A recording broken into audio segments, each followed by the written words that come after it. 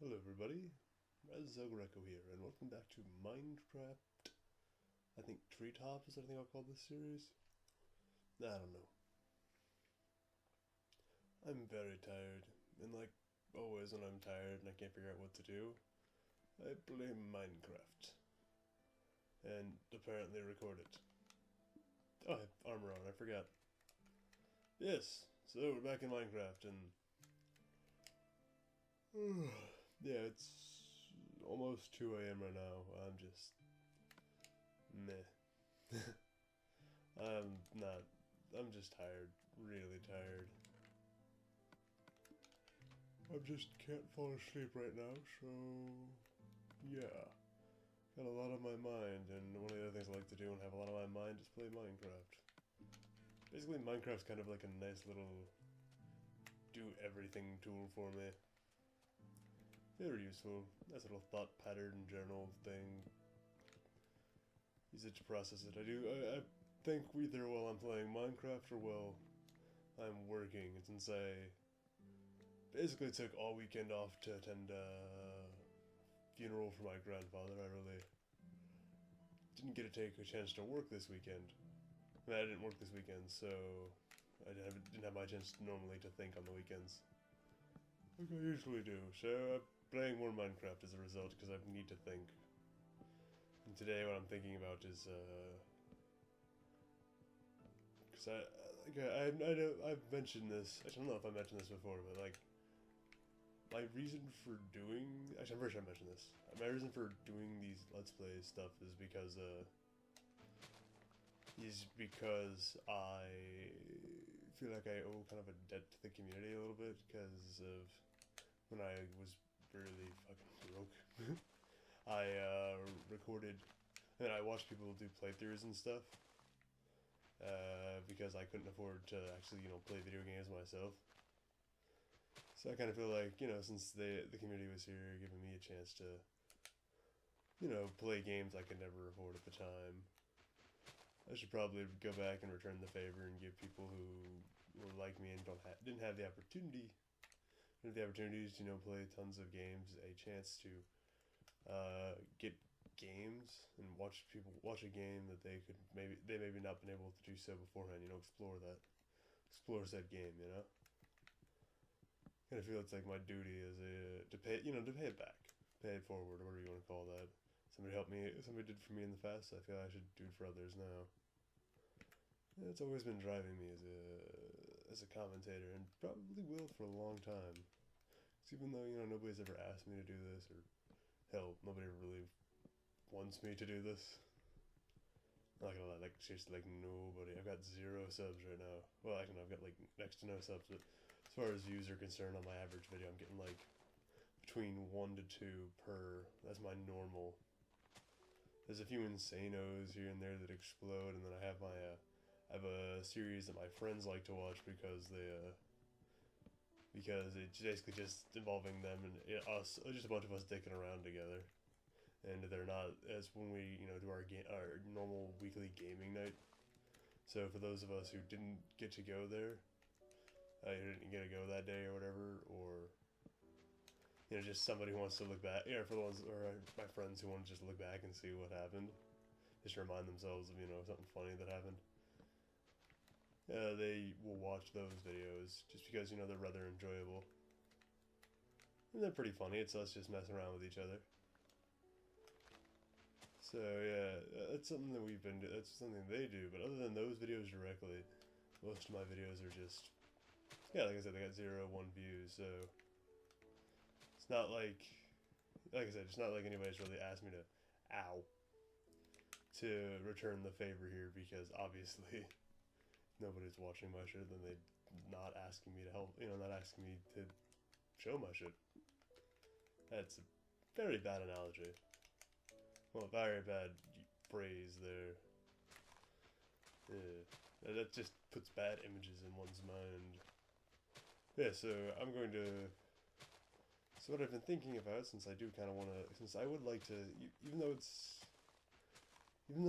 as a commentator, my primary goal is, like I said, to more or less pay it back. What I feel like I owe doesn't necessarily mean that, it's not a big, insane. I'll probably still be doing this irrelevant of whether or not people watch my stuff. I'd still like it if people did. It'd be great, rather than make me happy. But then again, it doesn't really matter either way, to be honest. Because I'll still be, like I said, I'll still be doing this either way. Maybe one day people will actually pay attention, but that day never comes. That day never comes. No big loss. Because I'm still going to be doing this because I do rather enjoy doing this. It is exceptionally fun. It's really a good time spender. Whee! Should probably actually keep 3 saplings. Yeah. You spend tons of time recording stuff, and then I can go back and even, then I can go back later and just, see what I did beforehand. If I did something cool, did something stupid, did something funny. I gotta make fun of myself sometimes. It's rather enjoyable. And I don't usually do that because, I remember, I've got a pretty damn good memory, so it's not like I need to go back and see, but every once in a while I like to go back and take a quick little look. See something I might have missed. For instance, when I first played Bioshock Infinite, one of the first things I did was there was a part that said, go through and, defeat the, it said if you hold down the melee button, you can do an execution kill, and I missed that while originally playing. Because I clicked through that too fast, because I was just kind of like, fuck, I'm in fight. So I wasn't really, so I didn't really notice that. But then when I came back and looked through it, I saw that it said that, and I learned afterwards that I can do the execution move then in Bioshock Infinite, the execution thing with a grip when they had a skull over their head, because I didn't understand like how it sometimes executed and sometimes didn't.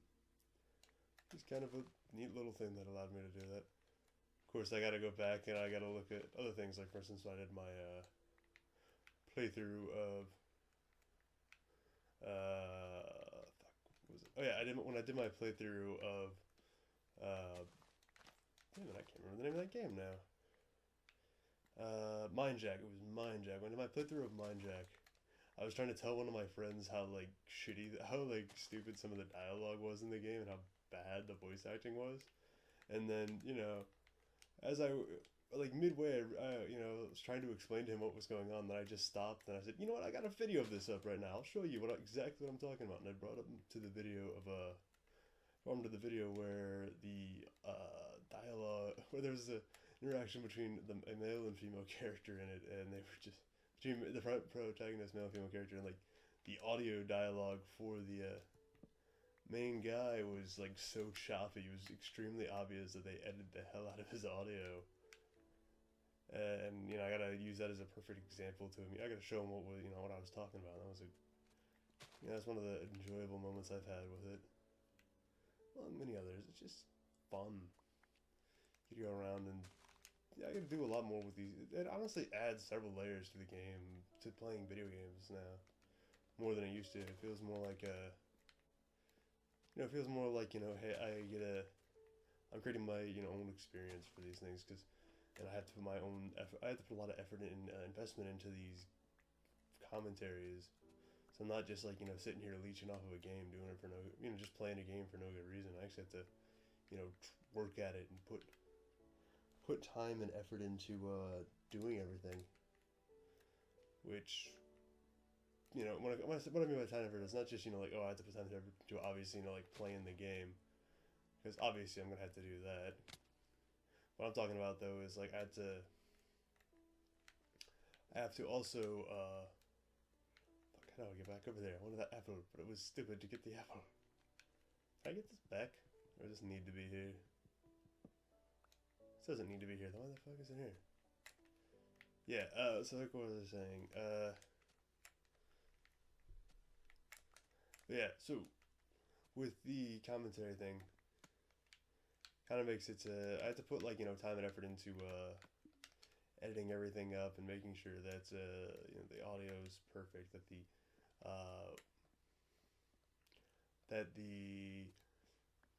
gameplay is in good condition, that the video didn't fuck up or something, sound didn't fuck up. I gotta do a whole lot of. I gotta put in basically.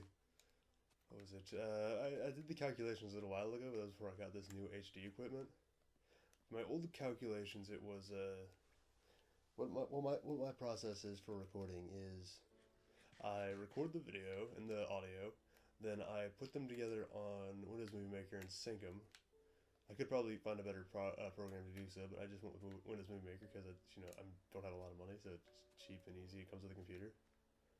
So yeah, I put them on there. I sync them, then I set those all to edit all at once because then I can usually do other stuff while those are, well that's not edit. Sorry, well that's being combined. The file I basically save everything as a project right there. Like not save everything as a project, save everything as a movie right there.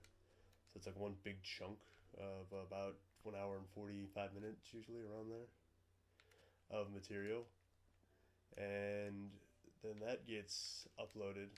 So that's not upload. Sorry, I take all that. So I usually then would like do some homework or whatever during that time.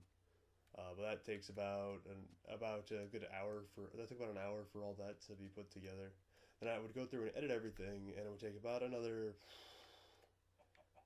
probably another hour and a half, I'd say, total to edit all those up into 12-minute chunks, roughly 12-minute chunks, into 8-minute video sets basically.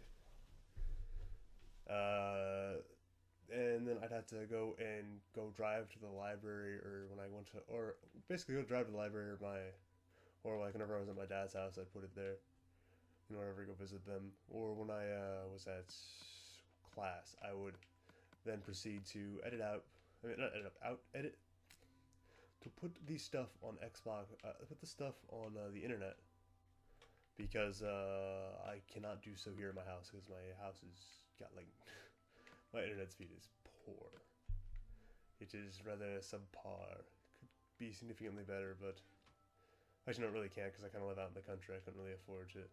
Can't really afford to get any insane levels of internet speed because I have basically next to no money. I basically blew when I bought this HD TV and HD recording equipment. I pretty much blew all of my spendable cash for probably all the way up till Christmas, to be honest. And it's September right now. Early September is when I bought everything, like probably the first week of September. So yeah, I pretty much blew all of my spendable cash for a good couple of months. Everything else from now on, everything else that I got right now is gonna have to be solely used for all my bills and everything. So I'm basically broke for a while. And then when it comes to Christmas, I'm not really gonna have anything anyways because I'm gonna have to spend all my money on like presents for family and friends. And even though I'm not gonna be able to get a whole lot this year because of this, I don't know. I might be able to get some if I'm lucky. I'm gonna get some money in from. I'm going to. Well, I got some money in recently for.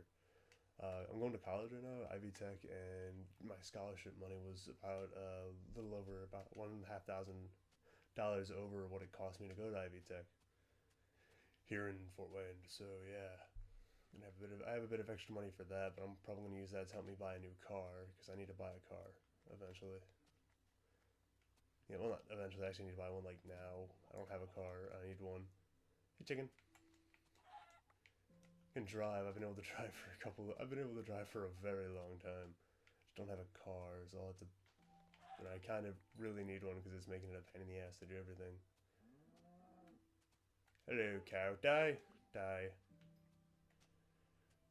So yeah, I need to get a car. I have a bit, but whatever I spend on my car, so I'm gonna have to buy a car. It's like the other big bill, and whatever that costs, whatever the extra is there, whatever I have left over between getting a car and the money I have currently, because I got about 1,000 from like I said, I got 1,500 from currently from college. Well, just from the extra from scholarship money from college. I got $1,000 basically from my grandfather who recently died. He gave me $1,000 before he died. My father also gave me $1,000 recently for just because he got some money back from his he had like a knee accident basically at work, a knee injury at work that was pretty serious, so he had to actually get some medical. He had to take some medical leave for a couple of months, get some knee replacement surgery and stuff done. And since it was done at work, he got workman's comp for it. as well as of course since the insurance plan that he works through, since he works at GM.